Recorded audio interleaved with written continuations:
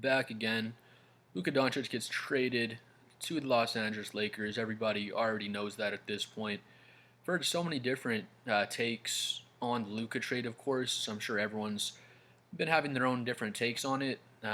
People are mad, people are sad, people are happy, all sorts of emotions around the trade.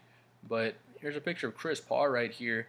One thing I've heard people saying is, how come the NBA didn't veto this trade? How are you going to let Luka go to the Lakers? They wouldn't let Chris Paul go to the Lakers and join Kobe back in 2012, but they let Luka go and join LeBron. Um, it's a totally different thing, though. LeBron's I'm not gonna say washed up, but he's 40 years old. It's not like Chris Paul joining and at the end of his prime Kobe. But anyway, yeah, people are making the point about the trade being vetoed. How come the league didn't veto the trade? So we'll get right into it here and talk about how it was a different situation as far as Luka getting traded to the Lakers, and then the league owned Hornets at the time. Because remember, the Hornets didn't have an owner, so it was a league owned franchise at the time, which makes it different. Real quick though, sitting on 10 subscribers, trying to get to 20 by the end of the day. So if you enjoyed the video, please like and subscribe. Really appreciate it.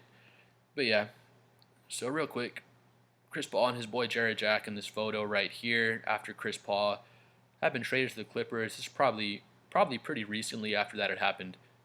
But yeah, right here, Jared Jack, me and Chris go back 12 years or so. When he got traded to New Orleans, Jared Jack, he was looking for a place to stay. CP, being the stand-up guy he has, said, "Nah, man, just come and stay at my house." So he stayed there, living with Chris Paul while he was house shopping, essentially.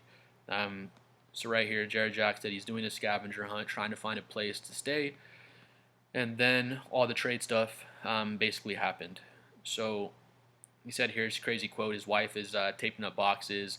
They're there kind of packing up everything in front of Jared Jack, getting ready to make the move to Los Angeles. And he says, mind you, Jared Jack said he's looking at the TV. It's saying on the TV, breaking news, Chris Paul to the Lakers.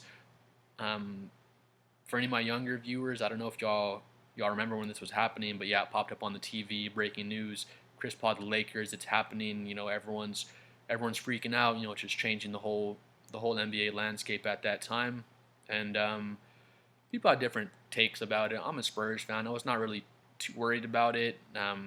We'll go over the trade package here in a second, so you can kind of see how the teams would fit together and stuff. But there was a large majority of people saying, this is not fair. Lakers always get star players and this and that. And I guess that's a fair point. People love to hate on the Lakers just with all the glitz and glamour down there. But yeah, back to it on the TV. Chris Paul, the Lakers, they're seeing all this unfold in front of them. Right here, the deal on television, what they were showing, what had basically been agreed to by the Hornets and Lakers. The Rockets were part of it as well. I guess it was a three-team trade. But yeah, so the Hornets would get Lamar Odom and Luis Scola. Again, if you don't remember these players, Lamar is super, super strong six-man. Luis Scola was a really good bruiser type of power forward. A guy you'd like to have on your team. And then Kevin Martin and Goran Dragic, and a 2012 first-round pick. So the Hornets would get a good haul there. For Chris Paul, you get Lamar Odom, Scola.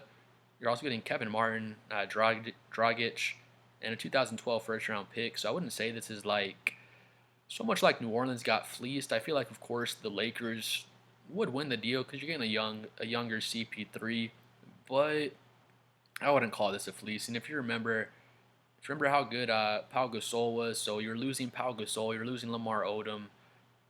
Well, I don't know. Maybe it was a little bit of a fleece job because I guess it looks like the Lakers just lost Pau Gasol, Lamar, and that 2012 first-round pick because Scola, Kevin Martin, and Dragic would all be coming from the Rockets at that point. But I wouldn't say it's just a complete fleece job because Lamar, Pau Gasol, that first-round pick. So yes, the Lakers would have Chris Paul. They have CP3 with Kobe. They have to fill out their other roster spots though. Losing Lamar Odom and Pau Gasol would be two big blows for them. But yeah, back to the veto point. Lamar saying I didn't want to go to New Orleans, whatever. It doesn't really matter. Blah blah. Where I wanted to get to. So this Stu Jackson, executive vice president of New Orleans at the time. As our part is rollers, owners, interim owners, blah blah. Objective was to attract a potential buyer for the franchise, sell the franchise to someone else, blah blah blah. Team was up and running. That's what I really wanted to get to. It's right here. Okay, so basically, what I'm going to get into, the Hornets are owned by the league at that point. So people are saying, "Oh, Why is this trade vetoed by the NBA?" Back to the Luka Doncic trade point. How come the NBA didn't veto this trade? The NBA can't just veto any trade they want to. It's not like two teams agree on the trade and the NBA just says, "Oh, screw that. We're just gonna veto that." That's not happening on my watch. It doesn't work like that. The NBA owned the Charlotte Hornets at that time, New Orleans Hornets back then, I think. Um, but yeah, so basically, all the owners in the NBA basically put in a vote, if they're going to approve the trade or not. And I guess the majority just said they don't want this trade to happen. This just sways the power too much in the league because, again, the Hornets were an NBA league owned team at the time. So for something to happen, the majority of the owners all have to vote and agree on that thing to happen. I don't know exactly what the voting was, but obviously the majority did not vote in favor of the Chris Paul trade, and that was the point where it ended up being vetoed. So, like I said, it's not like Adam Silver at this point can just say, "Oh, like screw that, Luka's not going to LA. I'm vetoing this trade." It doesn't just work like that. But yeah, back to kind of the owners. Here's David Stern. Um, David Stern talking about Dan Gilbert. This is an email Dan Gilbert had sent to David Stern. I don't see how we can allow this to happen. I know the vast majority of owners feel the same way that I do. I don't know if that's true. Dan Gilbert was just a terrible owner. I'm sure LeBron James would agree with me. One, will we just change the name of 25 of the 30 teams to the Washington Generals? It's just Dan Gilbert being so butthurt. He's just terrible at building an organization. Again, LeBron left the Cavs because of crap like this. But yeah, I mean, I guess I get it. I'm a Spurs fan, so we're technically a smaller market, I guess you would say. And I guess we are one of the five teams that's regularly competing. But I guess Dan Gilbert felt like their team was the Washington Generals at that point, and kind of where Cleveland was just getting trashed back then. That was 2012, so that was like right around the LeBron to the Miami Heat trade, wasn't it? So I can see why Dan Gilbert was probably still mad. Um, I guess there's other things. Here's Chris Paul talking about it. Said he was mad. Said him and Kobe had to talk about it.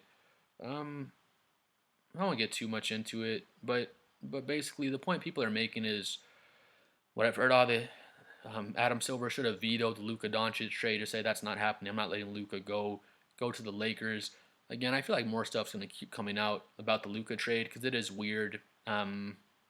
Dallas definitely got fleeced. They didn't put Luka on the trading block. They could have got so much more for Luka on the trading block. Give the San Antonio Spurs a call. We'll give you all of our freaking first round picks. If the player's not named Wembenyama, Stephon Castler, or De'Aaron Fox, like come and talk to us. So it's just so weird. Makes no sense. But again, back to the vetoing the trade point. It's not like Adam Silver can just say, "Oh, I slammed my mallet. I vetoed this trade. This is not happening. I'm Adam Silver." Again, that Hornets veto, which people have been referencing, Hornets were owned by the league at that time, so the majority of the owners have to vote that the trade is okay, and obviously the majority of owners voted that that trade is not okay, with the Hornets being a league-owned team. If the Hornets had an actual owner at that time and it was not a league-owned team, it would have been a done deal on the trade, and there have been nothing the league would have been able to do to change this trade. But from the other side of things, it is weird. The Lakers never go into a rebuild mode. They always get a star player. If the league is People made the point if the league's popularity is dipping, just trade the star to the Lakers. Works every time. Worked with Kareem, Kobe. Now Kobe got drafted there, but Kareem, Shaq, Pau Gasol you can throw in there. Now it's Luka Doncic. I mean, Chris Paul would have been in there if it wasn't for that veto from the league. But yeah, I mean, I think it's weird LA gets a star every time they need one. I understand like what Dan Gilbert's saying. When are we going to make everyone else the Washington Generals? If you don't get it, that's the team the Harlem Globetrotters would play, and they just smoke them every single time. So he's basically making the point LA gets too much talent. It's not fair that LA gets all the talent, I guess. But again, back to the veto point. That doesn't make sense for people saying that. Adam Silver can't just veto a trade like that. That's not exactly how it works. But please comment below what you think about the Luka Doncic trade and just all the craziness with the trade deadline. Please like and subscribe if you made it to the end, and we'll see y'all again.